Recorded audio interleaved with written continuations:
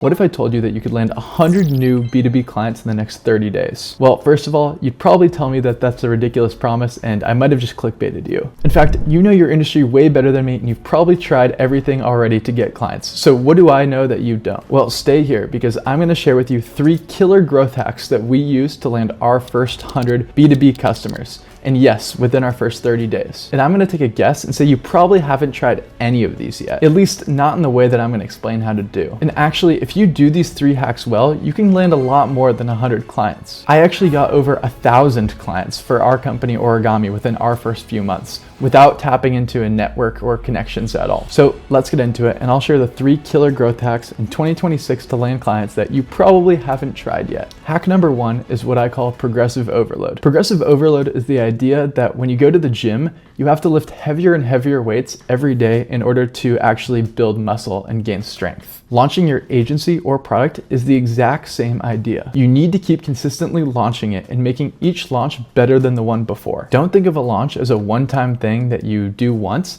Think of it like going to the gym. You go and then you immediately start planning your next trip, your next launch. So what exactly do I mean by launch? Well, it's pretty much a social marketing event that lets people around you know in the simplest way possible the type of work that you do. These are pretty much the reason why every big company or agency had their blow up moment where they really made it big and got a lot of traction from something very small before. And I know what you might be thinking. I've already launched. I've already been around for 2 years. People already know what I'm doing. I'm already established on the scene. Well, this brings me to my first of 3 principles to actually execute a masterful launch. So the first one is the 40 times principle. And this is the secret behind all those companies that turned into billion-dollar companies after their launches. None of them hit it on their first launch. For Lovable, now doing $500 million a year, they launched 3 times with pretty much no success before they hit that lucky 4th one of takeoff velocity. For me at Origami, we've launched 40 times until the 25th launch maybe that we actually started hitting an inflection point in our revenue. So unless you've launched 40 times,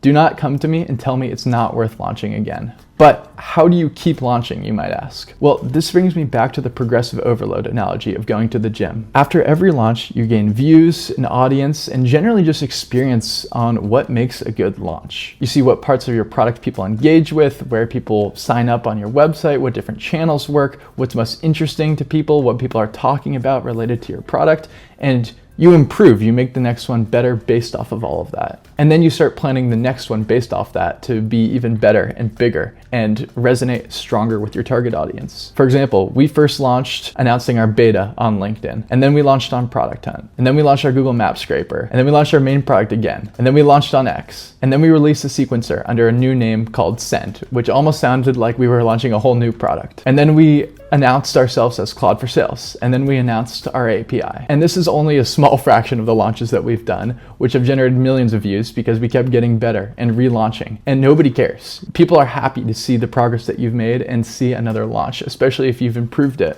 I mean, look at Google. They've launched 529 times on Product Hunt alone. They've probably launched 50,000 times across all of their products, across every launch platform. So this is the 40 times principle, and it's like going to the gym. Always plan your next trip and always try to be better than your last one. And now I know what you might be thinking. I'm a lot smaller than a lot of these companies. I'm an agency, so I don't have a slick product demo. How do I launch without that? Well, this brings me to my second point of executing a masterful launch, which I call the double extension. So when you plan a launch 3 weeks out, you are going to do everything in your power to make sure it is excellent. You're gonna make sure your branding is perfect, your video is perfect, your website is perfect, you have all of your friends lined up ready to help you boost and engage with your posts. So to do this, you're gonna hit the extended network of your extended network because you wanna get as many eyes as possible on your launch. This means that before you launch, you should individually DM or text family members, distant acquaintances, rack the back of your head for people that you haven't talked to in years that could be interested in this. You're trying to get as many far out people that you've met throughout your life to be ready for this launch, say 3 weeks from now that you're planning. And the best thing is, this gives you permission to reach out in a way that's not salesy. It's a big event for you and people are happy to come back and engage. It's a permission and a reason to reach out in that 10th Slack or WhatsApp group. You can literally just say, hey, we're planning to launch this service that I'm an expert in and I've done for years. If you can engage on this date, that would be awesome. And, you know, it's going to build your network at worst, right? I cannot tell you how many times times I met a founder in YC who was doing this and ended up meeting some acquaintance of an acquaintance who got an intro for them that ended up becoming a massive customer for them, maybe the make or break for raising their next round of funding. You've accumulated way more social capital than you realize over the last 10, 15 years, and this is the perfect time to actually tap into that. Most people go the rest of their lives without ever tapping into it. And so the great part is when you put up the bat signal as the XYZ guy, whatever you're an expert in, everyone will know you for that. And they'll know now that you're the guy to go to when they have this type of problem that your product or agency solves. Weeks, months, years down the line,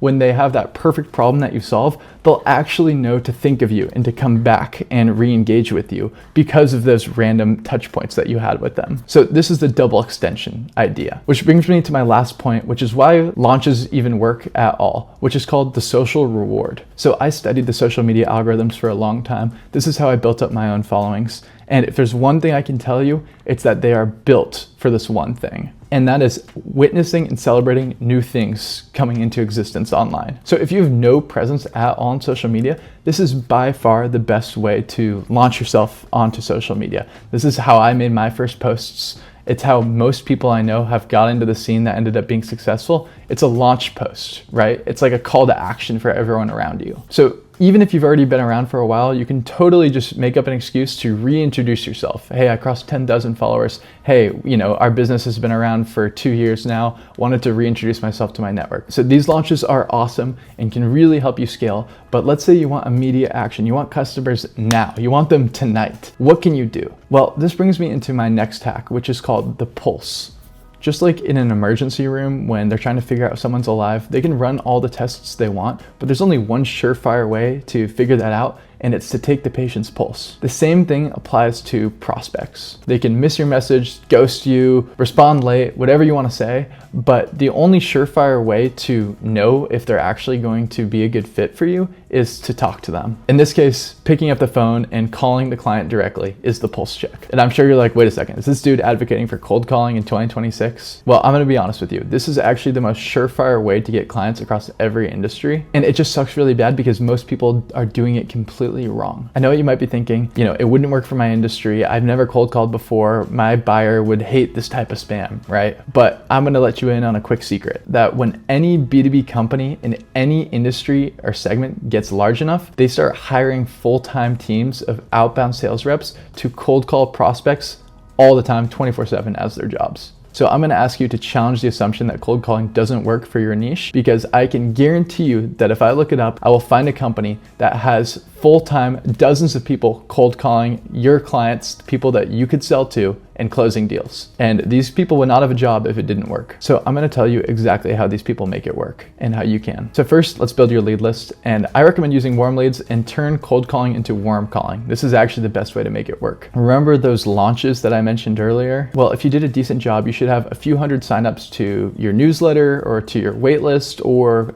people visiting your website. You can collect website visitors, right? Or just people who liked your post or followed you, right? Or just a CSV of your network. Try to get like 300 to 1,000 of these warm contacts into a CSV spreadsheet. Now, you don't want to make it awkward when you call these guys. You want to have a good reason to reach out. And namely, you only want to reach out to those on your list that are actually qualified, because I imagine a lot of those warm contacts actually wouldn't really be the best fit for your product or service. Basically, I would upload that lead list to a tool like Origami as a CSV, which I'll show you right here, and just tell it to find each person's LinkedIn profile, find their website, and check if each one is a fit for what you do based off of what they do, and just rank them from best fit to worst fit, basically, so you can take a look. Obviously, I'm using Origami instead of Claude because it can actually do live scraping, so it's completely up to date with their employment, and it can scrape LinkedIn. And then importantly, you can actually grab their phone numbers like this, which are accurate. And before we start dialing, I really recommend you grab one great piece of key info on each of these people. That way you can go into the call prepared. And if you're not an expert with cold calling, it can just generate little scripts like this for you, so you can just go in completely prepared. It's no pressure at all. You can literally just read off directly a personalized script.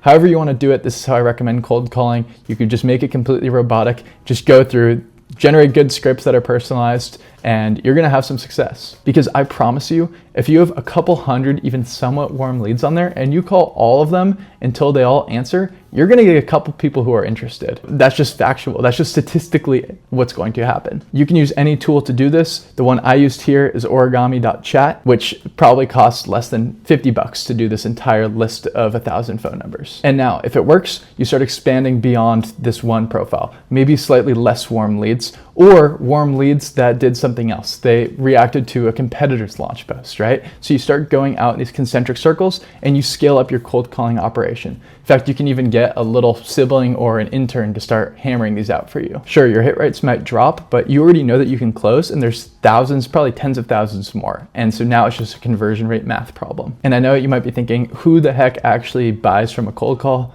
Well, I have definitely bought many times from a cold call. I bought hiring tools. I bought a cool way to index our community for AEO. Honestly, if you do cold calling right, it's an unlimited client printer, honestly. And the reason there's so much alpha is because no one actually does it, because it seems like it would really suck. Honestly, if you've never bought through a cold call, that just means that no one has cold called you when you had a really big problem in your life that they could actually solve. Because if it was a big enough problem, you would have probably heard them out. Again, this works, but 99% of people watching this aren't gonna do it because they just don't want it bad enough. That's what we did. Even though this was our first small set of customers, some of our biggest customers that we have to this day came through me doing this. But at the end of the day, this is still a very manual process, and you might be thinking, I want something more scalable and automatic that can run for me while I'm out doing other things. And that brings me to growth hack number 3, which is basically you're using LinkedIn wrong. I assume everybody watching this has some sort of profile on LinkedIn. You might have a few things up. You might even post occasionally, right? You probably have 500 connections if you've been using it a lot. Well, let me reframe what LinkedIn actually is in your head, because LinkedIn is not a social network.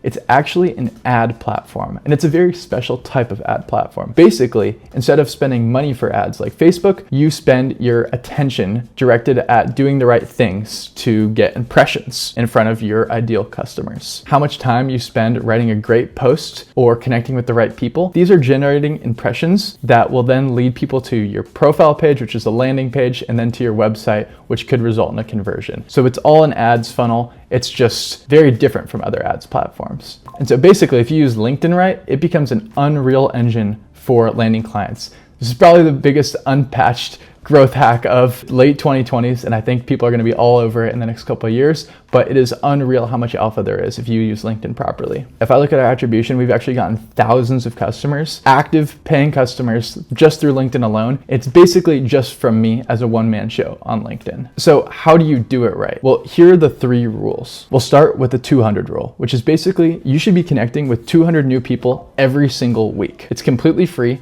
and a connection actually turns into a follower of yours. This is how I grew my network from 2,000 to 10,000 followers in a year on LinkedIn before I'd even started posting, just auto connecting basically. And it's completely free, like you might as well do it. You build up more mutuals in your customer profile so that your connect rate actually goes up over time because people see that you have so many mutual connections and they assume that you're in their network. So all these people, presumably you're connecting with prospective customers, their networks will see when they like and comment on your posts. So you're basically orienting the algorithm towards your customer base artificially. And each one of these LinkedIn connections is basically a mini ad for you. They'll see it, they'll look at your profile, if something looks really interesting, they'll check out your website. So you can be sending out 200 of these mini personalized one-on-one ads every single week. So there's plenty of LinkedIn connectors out there. Personally, I just use Origami. It's compliant with LinkedIn, and you can just click here to set up your account and it will automatically send those connections. It's only $29 a month to do this, and you can send all of the connection requests to your cap every single day or week. The second rule is actually my favorite one, and it comes from a friend of mine named Luke.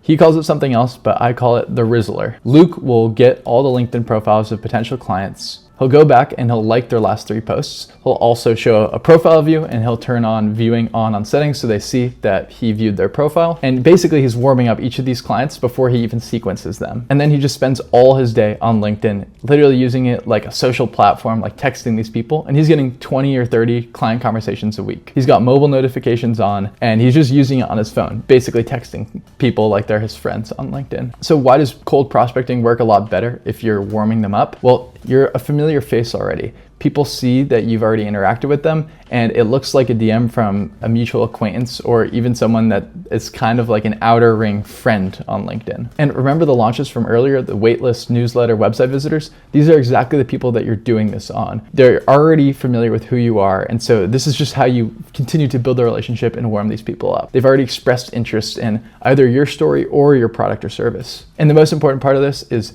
do it on mobile and keep your notifications on. That way you can actually see the notifications and get into real conversations. If you can get one of these guys into a live conversation where you're just texting back and forth, it's so easy to turn it into a networking call or a coffee or a meetup or whatever. So if you can get rid of the fear of messaging people on LinkedIn and just treat it socially like a Facebook chat and just be on there all the time, chatting with the most warm contacts that you have from whatever past experience, you're just gonna get so much better at it and you're gonna be in convos all day long with potential clients. And just like messaging a lot on a dating app, if you're messaging a lot on LinkedIn, people already know it's about to go down and you're gonna talk business at some point. And I really recommend dialing this in by hand before you automate anything, really making sure that you've got your LinkedIn prospecting game down before you automate for scale, which of course you can, and you can use any sort of tool. I recommend using Origami, basically to sequence all these people on LinkedIn and then send them personalized messages once you kind of know what works. So those are the 3 hacks. The first one is progressive overload, launch, launch, launch, until you've done it 40 times. If you've done it 40 times and you've improved every single time and you don't have 100 clients, then, DM me and I will help you figure this thing out. Second is the pulse, which is basically pick up the phone and call your client. It's the most universal way to get clients in any industry under the sun. And last is LinkedIn. Your attention is like ad spend. You should be using it and spending time on it because it is completely free right now. I don't know why it's such a gold mine. I don't think it's properly used, super undercapitalized, and I urge you that you should be using it properly to get clients because they have 1 billion profiles.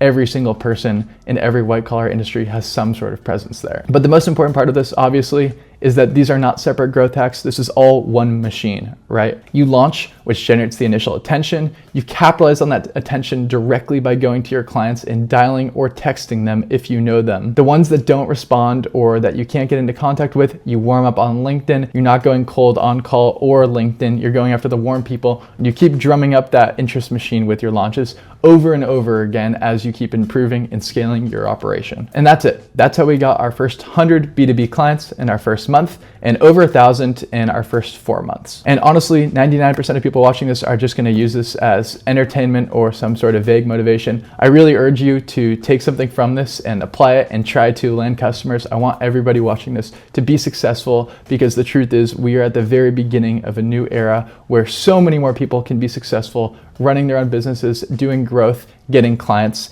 and I want everybody to be successful. So pick a date for your next launch and start planning it. And if you want to try out Origami, I put a link in the description. It's how I got the phone numbers and built the lead list. And if this was useful, you can subscribe or let me know in the comments because I talk to people who are growth hacking every day and would be happy to keep sharing more videos like this. Thank you.